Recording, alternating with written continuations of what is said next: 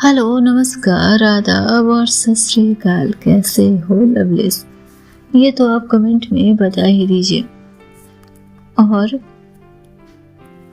देखो, आप लोगों को लगेगा मैं बहुत बकबक करती हूँ, बहुत ऊट पटांग बोलती हूँ, लेकिन एक रिक्वेस्ट है, समझ लो। अपनी लाइफ को ना बहुत प्यार से डील करो, बिना किसी स्ट्रेस के, बिना ये सोचे कि कोई दूसरा आपके बारे में क्या सोच रहा होगा। ट्रस्ट में, अगर माइंड में स्ट्रेस रहा तो वो डिप्रेशन की तरफ लेकर जाता है। ओवर थिंकिंग, एंजाइटी, इससे आपको कुछ नहीं मिलना। तो फिर दूसरों के बारे में क्यों ही सोचा जाए यार? वो कौन सा हमारे अपने हैं, हमारे बारे में सोच रहे हैं। और अगर अपने भी अगर आपके कॉन्फिडेंस को लो करने की कोशिश करें तो उन्हें देखकर मुस्कुराओ और वहाँ से निकल लो। नहीं, घर छोड़कर नहीं, उनसे दूर चले जाओ उस टाइम, लेकिन अपने कॉन्फिडेंस को मत कम होने दो। हम सब में कुछ न कुछ तो बहुत बेहतरीन है, जिससे हम आगे बढ़ सकते हैं, जो हमारी लाइफ में बहुत बड़ी भूमिका निभा सकते हैं। तो बस अकेले मत रहना, डिप्रेशन, एंजाइटी से दूर रहना। और कोई भी ऊट पटांग थॉट है ना, तो बस थोड़ी देर के लिए किसी जगह पर जाकर शांति से बैठ जाना। लाइफ में बहुत बहुत सारे ऑप्शन हैं, और जो इंसान थकता नहीं है ना, उसकी लाइफ फिर बहुत स्मूथ हो जाती है। लेकिन यदि आप थकने लगो, आपको लगे कि आपके साथ कुछ भी अच्छा नहीं हो रहा, जिंदगी में कुछ नहीं बचा, जिंदगी बस बेमतलब है, तो ट्रस्ट में जिंदगी बेमतलब नहीं है। आपको लग रहा होगा ना, मेरी लाइफ बहुत हैपनिंग है, बहुत अच्छी है, इस कारण से मेरे लिए ये भाषण देना इजी है। लेकिन ट्रस्ट में ब्रो, यू नेवर नो। लेकिन फिर भी माइंड को जितना काम रखोगे ना, लाइफ उतनी स्मूथ निकलेगी। और जब लाइफ स्मूथ रहेगी ना, तो फिर तो आपसे बेहतर कोई है ही नहीं। तो चलिए स्टोरी पर आते हैं। पता नहीं, मुझे लगा किसी को ये सुनना ज़रूरी होगा, तो कह दिया। अगर ये थोड़ी सी भी आपकी लाइफ को स्टेबल करती है, आपके माइंड को थोड़ा भी शांत करती है, तो I feel honoured. Thank you.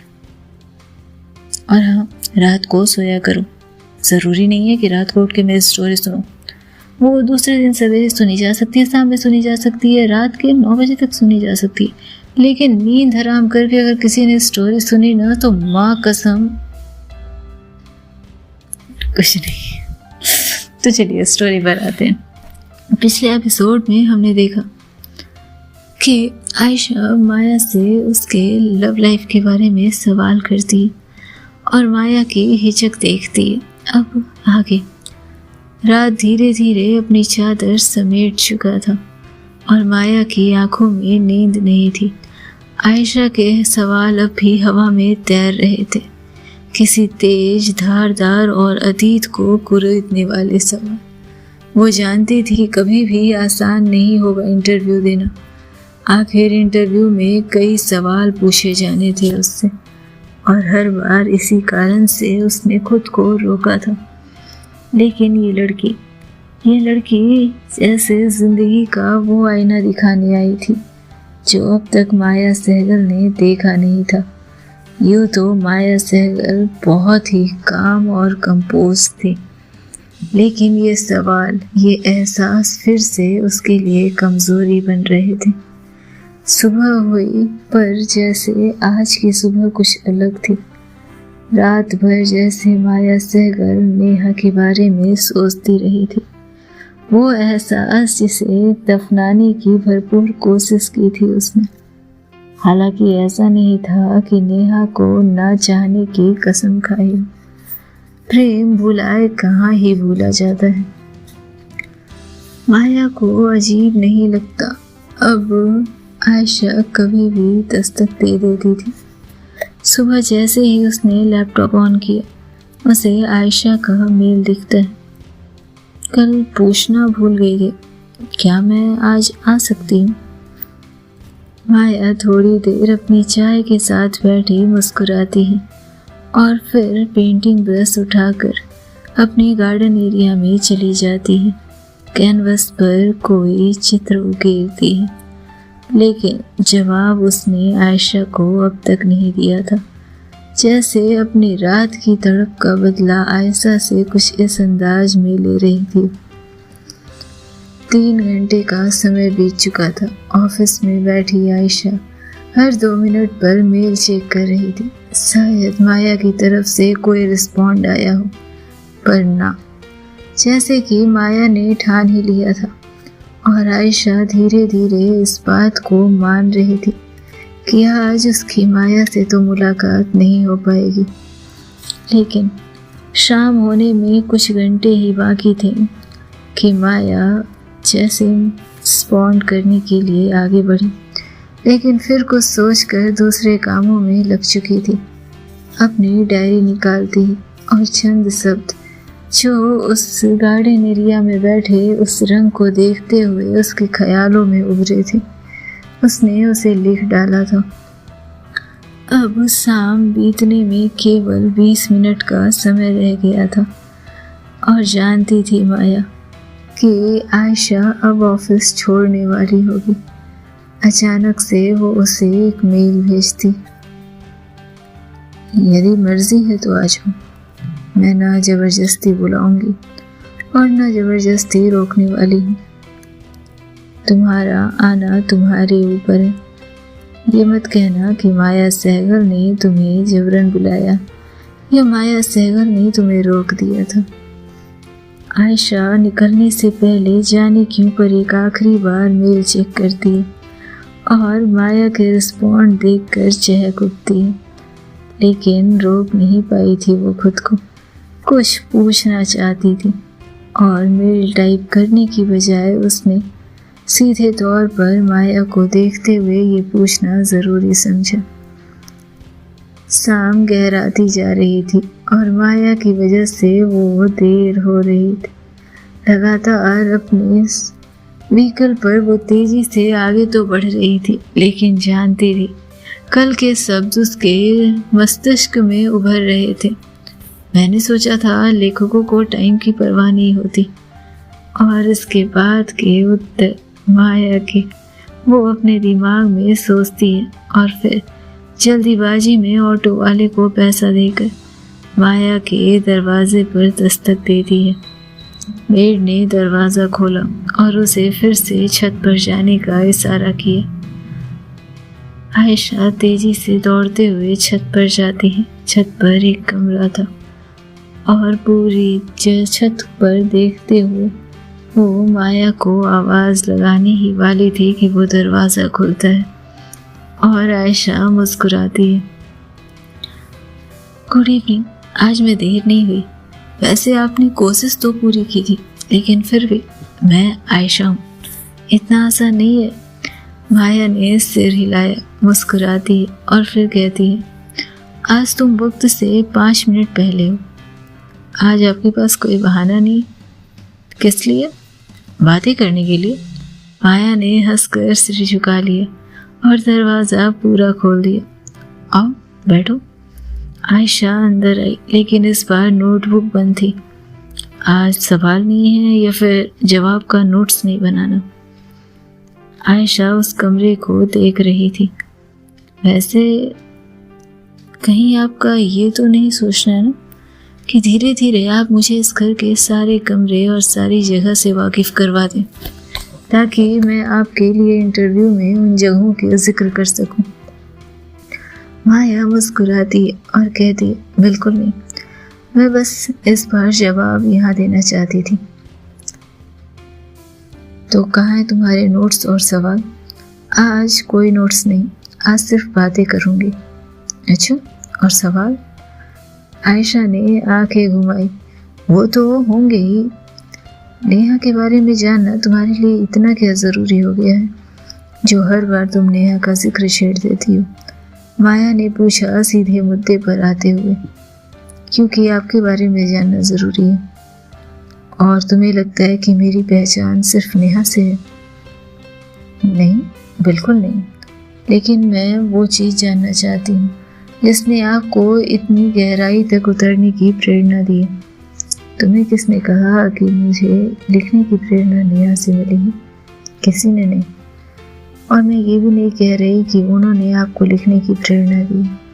मैं बस ये कह रही हूँ कि उनके द्वारा रचित इतिहास और एहसास ने आपको लिखने के लिए कलम पकड़ने पर मजबूर किया होगा। और तुम ये सब क्यों जानना ज़रूरी है? क्योंकि मुझे आपके बारे में जानना बेहद ज़रूरी है। और मैं इतनी ज़रूरी क्यों हूँ तुम्हारे लिए? क्योंकि कहानियाँ लिखने वाले अक्सर अपनी कहानी सबसे छिपाते हैं। माया थोड़ी देर उसे देखती रही, फिर खिड़की के पास जाकर खड़ी हो गई। नेहा पहली लड़की थी जिससे मैं जुड़ पाई थी। कुछ महसूस किया आयशा ने, लेकिन फिर उस बात को टाल दिया। वाह, कैसे मिले थे आप दोनों? माया की उंगलियां खिड़की की सील पर टिकी थी। कॉलेज में मैं दूसरी सीट पर बैठा करती थी और वो हमेशा अल्हड़ की तरह आती और क्लास के सबसे पीछे सीट पर जाकर लड़कों के बीच बैठ जाती थी। और आपने पहली बार उनसे बातें कब की? जब मैंने उसे चुपके से मेरे नोट्स कॉपी करते पकड़ लिया था।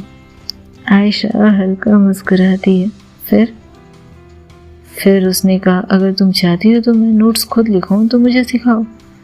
और आपने सिखाया? हाँ। क्या तब भी आपको लगा कि कुछ अलग है? माया ने लंबी सांस खींची। बिल्कुल नहीं। वो वैसे भी बेहद फ्लर्टी और बेहद ही लड़कों के बीच बैठकर मस्ती मजाक करने वाली, क्लास से बिल्कुल दूर, जैसे उसे किसी चीज़ की परवाह ही ना हो। और इस तरह वो आती थी और जाती थी। तब मैंने कुछ नहीं महसूस किया था। लेकिन कुछ सालों बाद जब उसने पहली बार इस नज़र से देखा, तब महसूस हुआ कि ये लड़की जो बातें कुछ और बनाती है असल में कुछ और है। कौन सी नज़र थी वो? माया ने सीधे आयशा की ओर देखा, मानो अपनी नज़रों से उसे जवाब देना चाह रही हो। जिस नज़र में प्यार छुपा होता है लेकिन कहने की हिम्मत नहीं होती। कमरे में हल्की खामोशी पसर गई थी, जवाब जो अब भी अधूरे ही थे। आयशा ने धीरे से फिर पूछा, फिर क्या हुआ? माया हंसती है, लेकिन आंखों में उदासी देखी जा सकती थी। फिर वही हुआ जो अक्सर होता है प्रेम कहानियों में, मतलब समाज, डर और दबाव। उसने अपने परिवार की बात मानी, मैंने उसे जाने दिया। क्या उन्होंने जाने के लिए कहा था? माया चुप रही। आयशा उसे देखती रही और फिर पूछती है, क्या उन्होंने जाने के लिए कहा था या आपने खुद ही उन्हें खुद से दूर कर दिया? माया ने गहरी सांस ली। कुछ चीज़ों में सही और गलत नहीं होता आयशा, बस फैसले होते हैं और वो फैसले हमें हमेशा तड़पाते हैं। कुछ हाँ, कुछ नहीं। नेहा ने कभी लौटने की कोशिश नहीं की। माया ने हंसकर सिर हिलाया। उसने शादी कर ली, एक बेटा भी है उसका। आयशा कुछ देर बस नेहा का जिक्र कर माया को पढ़ने की कोशिश करती रही। उसके बॉडी लैंग्वेज, उसकी आंखों, सबको देखती रही और फिर कुछ देर चुप रही। क्या आप उनसे अभी मोहब्बत करती हैं? माया ने आयशा की ओर देखा। हाँ, बहुत। अभी? माया ने कुछ नहीं कहा और फिर कहती, मोहब्बत का कोई पैमाना नहीं होता आयशा। मोहब्बत अगर किसी से एक बार हो तो वो मोहब्बत आपके अंदर हमेशा रहती है। आयशा ने उसकी आंखों में देखा। क्या आपको कभी लगा कि आपने सही किया? माया फिर से हल्की मुस्कान मुस्काती है। अगर सही करने से दिल हल्का हो जाता है तो शायद मैं अब तक सो चुकी होती। आयशा ने धीरे से कहा, शायद कुछ लोगों को नींद इसलिए नहीं आती क्योंकि उनके पास कहने को बहुत कुछ होता है, लेकिन उनके पास सुनने वाला कोई नहीं होता। कहीं आपके पास भी तो कोई ऐसा ही केस नहीं है ना? माया ने उसकी तरफ देखा। तुम्हें पता है तुम सवाल बहुत पूछती हो। वाह, आप मेरे प्रोफेशन की तारीफ कर रही हैं। मतलब मैं अच्छी जर्नलिस्ट हूँ। माया मुस्कुराती, बेहद अच्छी, क्योंकि मुझे लगता है कि आपके पास बहुत से जवाब हैं, तो मैं सवाल करती हूँ। माया ने लंबी सांस ली। अगर मैं जवाब ना देना चाहूँ तो मैं हर दिन वापस आऊंगी, जब तक कि आपको जवाब नहीं दे देती। माया हंसती है। तुम्हारी जिद तुम्हें कहीं मुसीबत में ना डाल दे आयशा। आयशा मुस्कुराती है। कभी कभी मुसीबत ही सबसे अच्छी कहानी बनाती है ना मिस माया? माया ने पहली बार उसकी आंखों में कुछ सुकून महसूस किया। शायद ये सिर्फ एक इंटरव्यू नहीं था, शायद ये एक और कहानी की शुरुआत थी, जो माया तो बखूबी समझ पा रही थी। और वो जानती थी कि इस तूफान को समय से पहले रोकना जरूरी है, वरना जाने कितनी तबाही मचाने वाला था ये। इधर माया से बात करने के बाद आयशा अपने घर को वापस लौट जाती है और जाने के बाद वो आंटी से मिलती है। खाने की मेज पर आंटी ने उससे कहा, तो कैसी जा रही है तेरी इंटरव्यू? बहुत अच्छी। उनकी बातें आदत और तो मुझे समझ में आती ही नहीं, जाने वो कब क्या कह जाए, उनको खुद भी नहीं पता होता। और उसके बाद फिर एक अजीब नज़रों से मुझे देखती हैं, जैसे ये मालूम करने की कोशिश करती हैं कि मुझे उनकी बातें समझ आ रही है या नहीं। क्या हो सकता है कि वो कुछ और देखने की कोशिश करती होगी? क्या मतलब कुछ नहीं। अगली बार जब वो जवाब देने की बजाय तुम्हें देखे तो तुम दूसरा सवाल उल्टा कर मत पूछना। कुछ देर यूं ही खामोश बैठे रहना, बस आंखों में देखते रहना। हो सकता है कि तुम जो सोच रही हो उससे इतर कुछ हो। क्या आंटी, आप भी ऐसे पहली बुझाओगे तो कैसे चलेगा? एक तो वैसे भी मेरा दिमाग काम नहीं करता। और क्यों नहीं करता पता नहीं, वो औरत सामने आते ही जैसे सारे मोमेंट को अपनी तरफ खींच लेती है। और एक ऐसा इंसान जो कहीं भी ठहर कर उस जगह से निकल सकता है, वो उस एनवायरनमेंट में ठहर कर बस उस औरत को देखता रहता है, उसे सुनना चाहता है, और जब ना सुने तो बस उसे निहारना चाहता है। आयशा बिटिया, थोड़ा संभल के। मैं जानती हूँ मुझे कहना नहीं चाहिए, लेकिन ये तुम्हारा काम है, इस बात को याद रखना। और एक बात और कहूँगी, लेखकों से मोहब्बत नहीं की जाती, क्योंकि अगर आप लेखक के प्रेम में उलझ गए तो उसके हर शब्द को अपना मान बैठेंगे।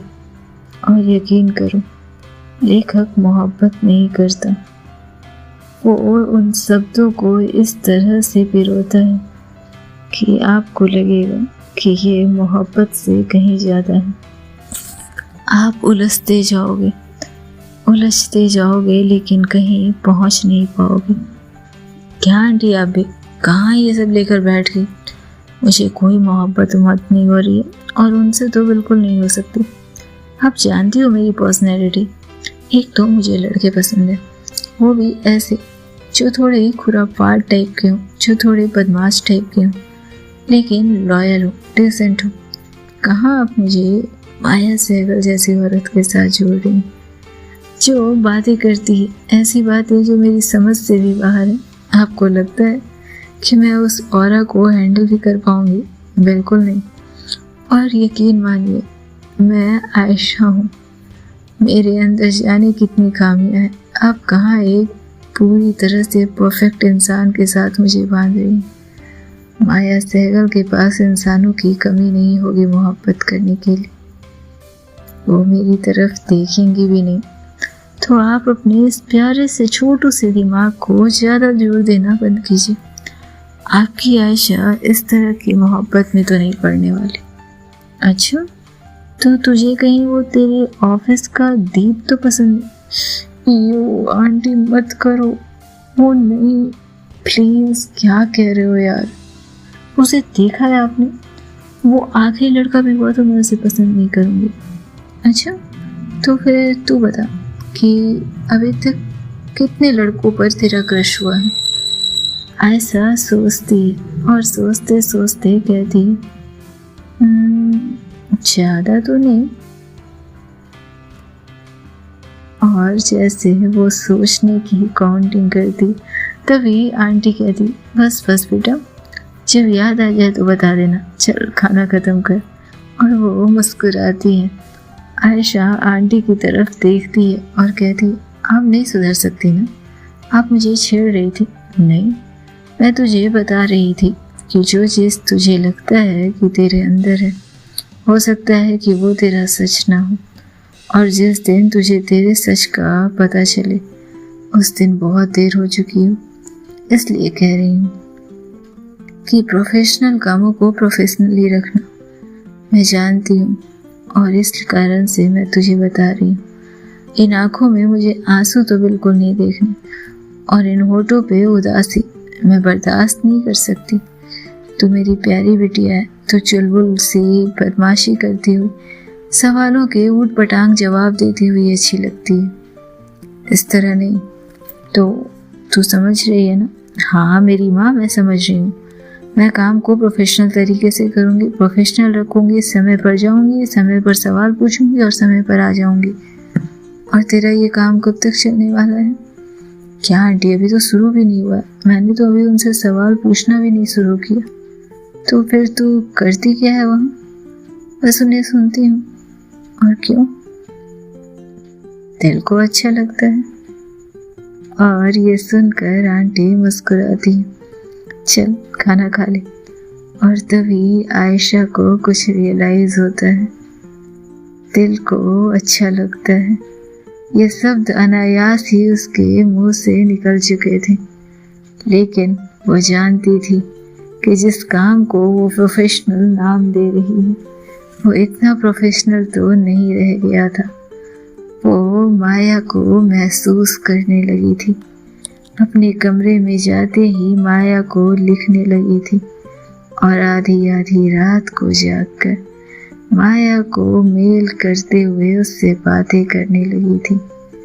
क्या वाकई ये तरीका प्रोफेशनलिज्म का था, या फिर आयशा उस अंदाज में उस जगह पर कदम रख रही थी जहाँ से लौटने के बाद उसके जीवन में कुछ तो बदलाव आना था, जहाँ वो हर रोज थोड़ा सा खुद को माया के घर छोड़ कर आ रही थी और थोड़ा सा माया को अपने साथ लेकर आ रही थी। क्या होना था आगे जानने के लिए सुनते रहे नेक्स्ट एपिसोड। तब तक खुश रहें, स्वस्थ रहें, मस्त रहें, बिंदास रहें, खुद का बहुत ध्यान रखें।